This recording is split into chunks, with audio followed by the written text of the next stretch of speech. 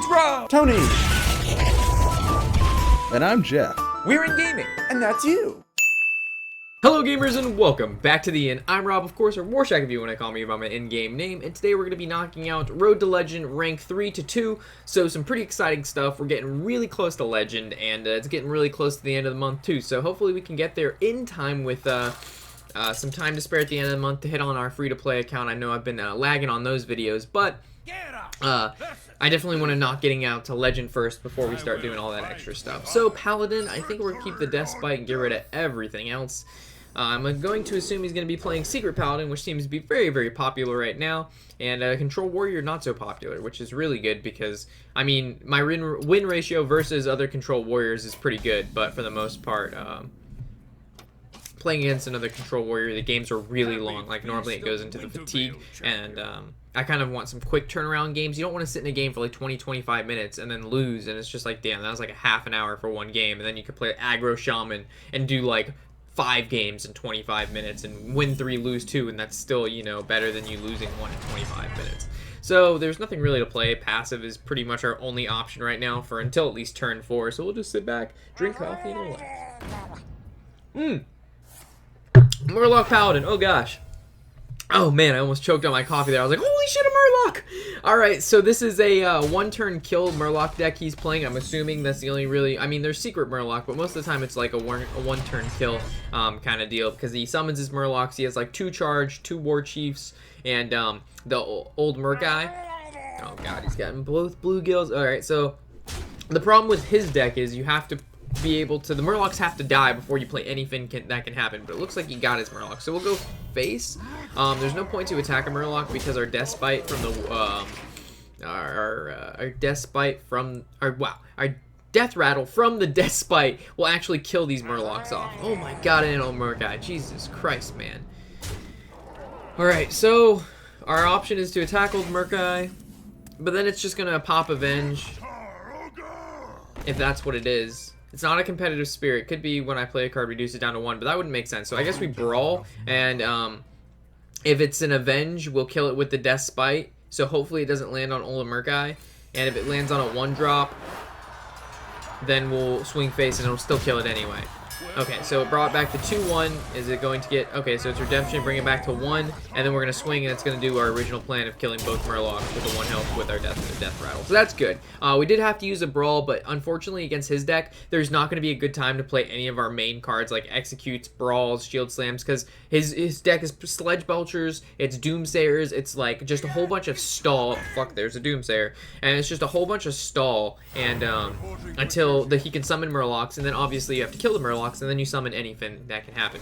So we'll play Despite, armor up, and end our turn here. There's no really point to attack with the Despite. We kind of want to use that to get through his waves of creature. On this turn, it looks like we'll play Emperor, start decreasing the cost of cards in our hand. And yeah, so he's going to draw 2, and he's going to spend 5 on that, so that's good. Oh no, he's actually going to only have to spend 3 because the Doomsayer counts as it kills this turn. Wow. That actually makes sense, and another fucking Doomsayer. Alright, so it looks like at least we have Execute in our hand, so we'll be able to throw out the Emperor, attack into it with our weapon, and then Execute. Normally, you don't want to waste an Execute on a Doomsayer like this, but because we know what kind of deck he's running. I've faced this kind of deck before earlier on in the season. So it's definitely, you have to win before turn 10, or if it's turn 10 and you know what Murlocs you've killed, you can kind of move around anything that can happen. But I mean, if you've killed 4 Murlocs, he's gonna anything summon 4 Murlocs, right? And then you kill those, and then he summons all 7, and then he 1-turn kills you with 2 old Merc guys that have 14 attack each. I've seen it happen many, many times. And by many times, I mean like 1 time. But that 1 time's enough for me never to make that mistake again. I was trying to hide behind 30 armor, and it didn't even help. I had like 10 health and like 20 some armor, and I just died. So from here, I think Ysera is the play to make. We could fill our board with a bunch of creatures, but that's kind of unnecessary. And of course, we want to play Ysera after the Whirlwind effect, so she doesn't take any damage. And we'll kill off the slime, of course. And then also, I believe this kid said he opened a Golden Ragnarok, so grats, man. Sorry, I didn't get back to you really quickly. Alright, so it kind of sucks because the Emperor was played before the Ysera, but if the Ysera was played before the Emperor, the Ysera card would go in my hand, and then the Emperor would actually reduce the Ysera card down to 1 instead of, you know, the Emperor reducing and then the Ysera card. So in this kind of condition, it all depends on when, oh man, equality consecration. There he goes, just stalling the game out some more. But yeah, it depends on the order at which you play the cards to their effects go off during the end of the turn ability. So that's pretty important with like Emperor, Baron, Ysera, things like that. So keep that in mind. Alright, so I think we just build up our board right here, and then ideally, if you can't kill it, we just Alexstrasza next turn, deal a fuck ton of damage, and hopefully win. It's getting on turn 9 now, so anything that can happen. He has probably at least 1 in his hand. He's gone through half his deck, so we're going to... Yeah, I'm going to make the assumption he has at least 1 in his hand, and we're okay with 1, because we've killed... He would only get 3 Murk-Eyes. I mean, not 3 Murk-Eyes, but 3 Murlocs. So, oh man, so he's back to 30 health. Because he hasn't played any War Chiefs, which is good. The War Chiefs are what buffs him like crazy. Alright, so we're going to Alexstrasza him down. He already used Lay on Hands, and we're just going to go face, get him as low as possible, even our weapon. And so if he doesn't have... I don't think there's really anything he can do at this point. The Alexstrasza was key here to bringing him down as quickly as possible, especially after he just used Lay on Hands. Because maybe he'll have like Lay on Hands equality and then be able to kill a creature or two. But the only thing that could help him here is like Wild Pyromancer, Equality, Antique Bot. Yeah, that could do it. He'd clear my board with he'd clear my board with the Wild Pyromancer Equality combo, and then he would heal him back up out of range of being able to. He would be at 8, 4, 12, and we only have 8. Yeah, we only have 8 damage right now, including our weapon and Ysera Awakens. So unless he has Wild Pyromancer Equality, we'll win. And he already used 1 Equality too, so. But he has drawn a lot. His hand is quite large. But I think if he had it, he would have played it by now, right? Unless he's just BMing. He could be BMing. I think we might play some, like, Reno Lock after this. We haven't really touched on Reno Lock, and I've revamped the deck quite a bit to, like, a 2.0 status. So I'll probably release that guy pretty soon, or that guide pretty soon, too. Okay, so there's the anything that can happen. What? Oh yeah, because I was wondering why there's 3 of the charge guys, but that's only because the brawl killed 1 and then it brought it back, so that actually makes sense. Alright, now we just swing with Alexstrasza and game over. So this is what I was talking about. It was like if he would have had War Chiefs there, he would have just pumped out so much damage. Alright, so we're 2 games away from rank 2. Let's see if we can do it, boys. Hopefully we can. It'll be one of the shorter Road to Legend videos, probably. I don't know. Shorter than 30 minutes for sure. I know one of them was like 40 minutes. That shit was insane.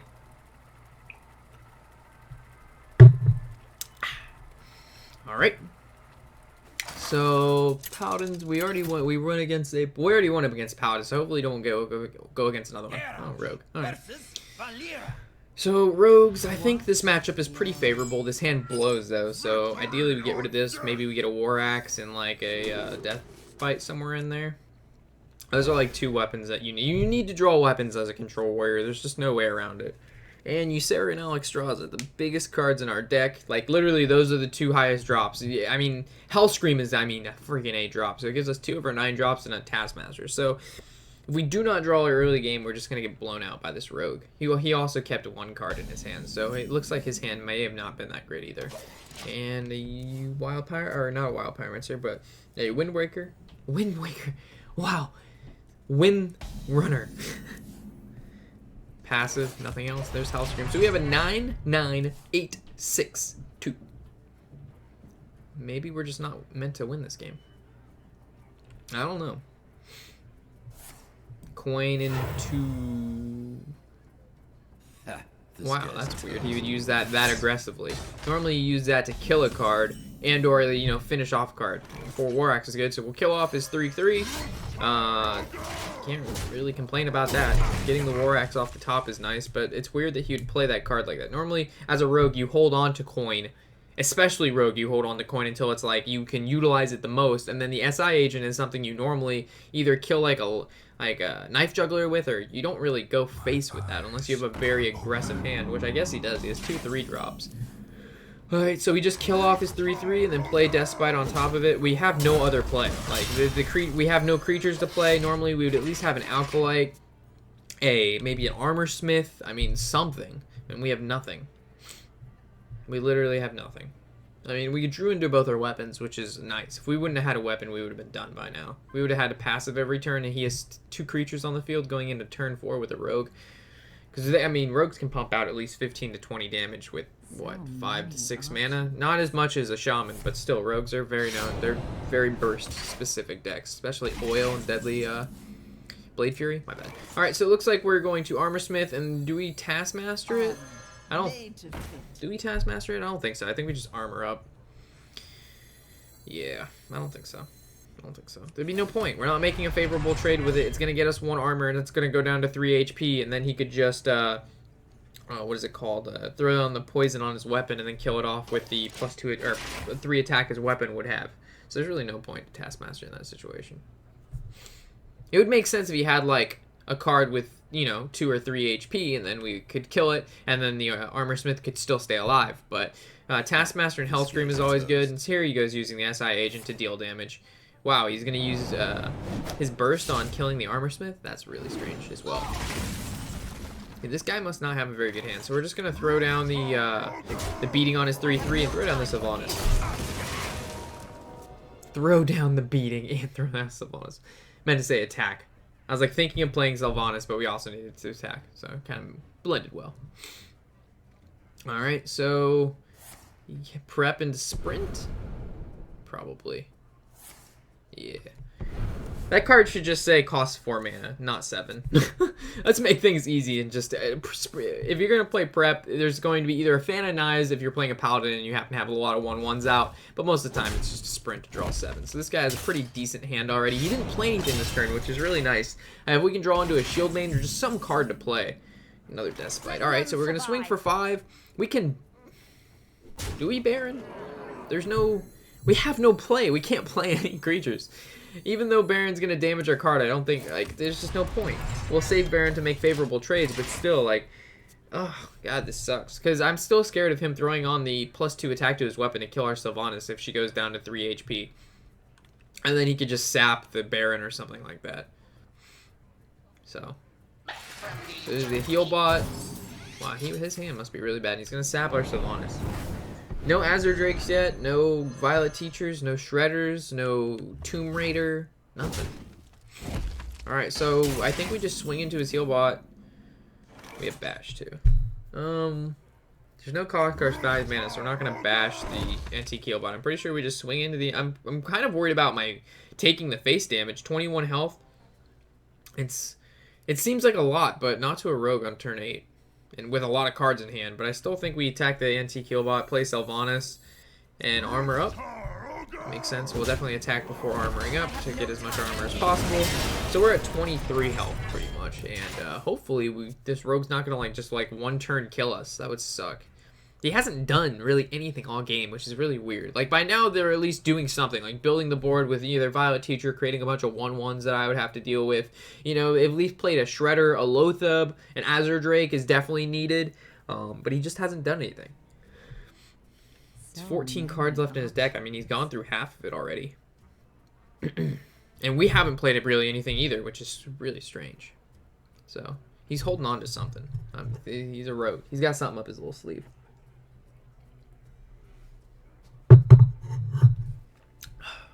So next turn, it's going to be probably Despite, maybe Bash, he plays something, maybe Baron. It all depends on what he does here.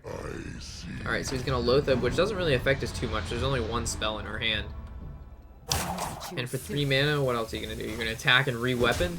If he attacks and re-weapon, I'm pretty sure we have this game. He just hasn't put the damage on, and we should not. This game is so strange. Okay, so we're going to Alexstrasza him for 15 life.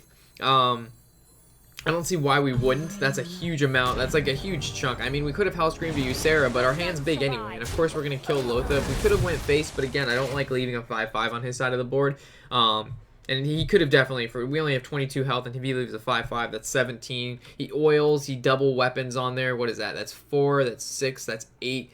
That's, if he plays, yeah, that's 8. And if he just attacks with that and Blade Furies, that's 16 damage. That's 5, that's 21. That's not even counting another Eviscerate, and or if he has Spell Power to increase the Blade Fury, and or South Sea Deckhand, which would have charge. So, I think we played around that. Well, I mean, we did play around it by killing Lothab. But some players would have left Lothab up and been like, oh, we can get him down to 10 HP. But we're pushing lethal anyway this turn. So he's going to sap back the Alexstrasza, which makes sense. There's no point to use it twice. We're not going to use it on ourselves, and we're not going to use it on him to get him any higher. So he's going to prep to sprint again, which is not strange. I don't get it. There's Thalamos, but that doesn't really do him any good. So we're going to Despite, throw down the Armor Smith. We're going to bash the Thalamos. No, we definitely need to kill that. Swing face. We're at 25 life. He's got 10 mana. He has a fuck ton of cards. He's already used one of his burst cards. He's already used Lothab. He hasn't played Boom. Oh my god, I almost flicked you guys off. I was like, boom, boom, boom. Not on purpose though. But we're pushing lethal with Hellscream next turn. So there's the first Azure Drake, but that doesn't do it. He's got to play a Sledge Belcher here to stop us from winning. A Sledge Belcher or an Antique Healbot. That's a backstab, okay. We're going to gain more armor. He's probably going to kill it off with his weapon. That makes sense. And then Sledge Belcher, Healbot. Somewhere in there. Okay, well, we win. Wow, that was... I want to say that was a hard game, but it just wasn't. That was just a very strange game. We're just going to Taskmaster do 12 damage just in case, you know, he magically grants more health some time. But, yeah, what a very strange game. There wasn't much going on, so it's not like I couldn't... Normally I'm very, you know, trying to guess what he's doing, but there was nothing to guess. He wasn't doing anything. He was just, like, derping around. He either drew like no creatures the entire game. Like even if you don't draw creatures, most of the time you can prep and sprint. And he used prep and sprint twice. And then he never fan of knives the cycle. And Azure Drake he didn't draw, so he couldn't cycle with that. So I don't know. But we got one game till 2. I'm not gonna complain about a victory, but I'll say that was a strange game. So we're going against a shaman. You always have to assume he's playing the aggro shaman, so we'll keep our hand accordingly, which looks pretty nice, by the way.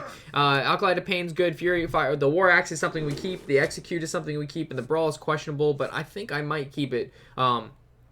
Just because normally by turn 5, if we can't deal with his creatures effectively, Brawling will at least kill 2 or 3, and setting back a Shaman that far with Brawl is pretty good.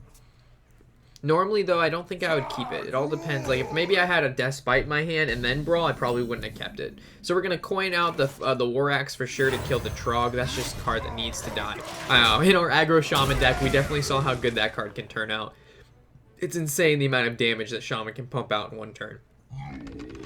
So Totem Golem does not die to our weapon, but it does die to our weapon and then Execute, but then we can't armor up. But I think it's worth it if we Execute here, because if we don't, then when we play Alkali to Pain, he'll just kill our Alkali to Pain. We'll draw 1, but we save the Execute. But I think utilizing the Execute here is pretty key, just to make sure he doesn't get board control and pretty much just make sure he doesn't get board control. We do have the Brawl, but we'll try to hold that back as long as possible. But I have a feeling we'll use that on 5 or 6 no matter what. So he's going to Knife Juggler, and that's it. Which means hopefully we can draw... We did not. I was going to say hopefully a weapon. So Alkali to Pain is our only option here. Ideally he'll attack into the Alkali to Pain. We'll only draw 1 from it, but it delays him from dealing 3 damage to us. And the whole... Oh, there's Despite 8. Nice. So Despite... Oh, wow. Okay, so he's got pretty beefy cards on the field. Taskmaster is a good draw. Normally I would Despite, but we're going to Taskmaster the Knife Juggler because we can Taskmaster, we kill a card, and we armor up. And if we just play the Despite, we actually take 3 damage, and we don't actually put any card on the board. So in this situation, we can kill Knife Juggler next turn if he doesn't kill our Taskmaster with his Totem Golem. And if he does kill Totem Golem, then that gives us an opportunity to Brawl. So... Wow, Brawl is actually looking a lot better now. So ideally he swings into our Taskmaster. Don't pick off the Taskmaster. Of course it does. I was going to say we can save taking 3 damage there because he's definitely going to make that trade. But we're going to Brawl no matter what. Like as soon as it hits turn 8, as long as we have above 50, I was going to say turn 8, 15 health, but it's not going to end up like that. Murgleton lives. This is good. I was going to say, if Knife Juggler lived or Totem Golem, that might be a little bit rough for us, because then we would have to, if it was Totem Golem, we'd have to Despite next turn, and if it was a Knife Juggler, we'd War Axe, but Murgleton living really isn't that big of a deal. So we're going to War Axe, and then BGH. Tempo BGH isn't a bad play here, because it's 4 attack, and it'll be able to kill a Shredder if he plays it, and it also, it'll pretty much kill whatever he plays, unless he, like, Argent Horse Riders into it. That would suck. And there was the option to armor up there and do nothing, but I think putting a card on the board is more important. Like, we have no other way to get rid of creatures besides our weapons, and if we attack with our weapons, that's face damage we won't want to take. So I definitely Juskar is a card we gotta play immediately, and we'll kill off this other Abusive Sergeant. So again, we kind of skimped out on playing the passive there. But getting 4 armor every turn against this type of deck he's playing is absolutely necessary in order to win. Like, the sooner you can play this without it, you know, affecting your turn too much. Like, obviously, if you can kill 2 creatures or play Juskar, kill 2 creatures first, because him building on that's crazy. But Juskar there, he had no creatures to attack the following turn, so it wasn't a great time to play it, but it's better than, you know, if we could have killed other creatures instead. Alright, so in this situation, we're going to throw down the Armor Smith. We're at 8 health because he's spelled us down. We're going to get armor from that. Definitely have to kill that. Armor up, and then play Death Spite with our leftover mana. And the reason the reason I killed Leper Gnome is because we get extra armor for killing Leper Gnome, and also, obviously, I don't want to leave a card on the board. Him being able to either Rockbiter it, and him just constantly attacking it's bad. So another Crackle. So he's gone through both his Crackles already. Hit for 4, which is nice. And this is good, so now we can Alexstrasza ourselves back up. I was going to say, even the 4 armor is good too, but the Alexstrasza actually heals for more. And if we could have been a little bit greedy there and decided to armor up and wait till we're lower, but you don't want to do that, because if you would have, you know, Doom Hammer, Rockbiter Weapon, Lava Burst, or just some crazy combination like that for like 15 damage, we would have died. Not that we wouldn't die to a Rockbiter, Doom Hammer, Rockbiter now, but that's good. Alright, so it looks like this game was in the bag. It was pretty much due to us having a really, really good brawl and the Alexstrasza. Even though, I mean, he didn't pump out damage past the Alexstrasza. Maybe he had lethal if we wouldn't have. Who knows? We've seen what the Shaman can do. You don't even know what the Shaman's capable of until you know his hand doesn't have the Doom Hammer, which is absolutely fucking crazy damage, and a Rockbiter. So that's 10 damage, 2 cards. I mean, we've been over this, so never underestimate the aggro Shaman is the point. Anyway, we've hit rank 2. Almost to legend, guys. The grind is almost done, and then I can finally react, or not react, but relax. It's definitely, we're gonna start, I would say rank 2 to 1 and 1 to legend is gonna be some tough players for sure, because this is when, like, you're getting towards the I wouldn't say like mostly streamers, but I mean, if you're a rank 2 player, you know what's going on, man. Yeah, I'm kind of rambling. Anyway, thanks for watching as always, guys. Hopefully you enjoyed it. These are for you. Definitely let me know what you think in the comment section below. Like always interested in hearing what you guys have to say. And I'll see you next time. I'm Warshack, and happy whatever the hell day it is.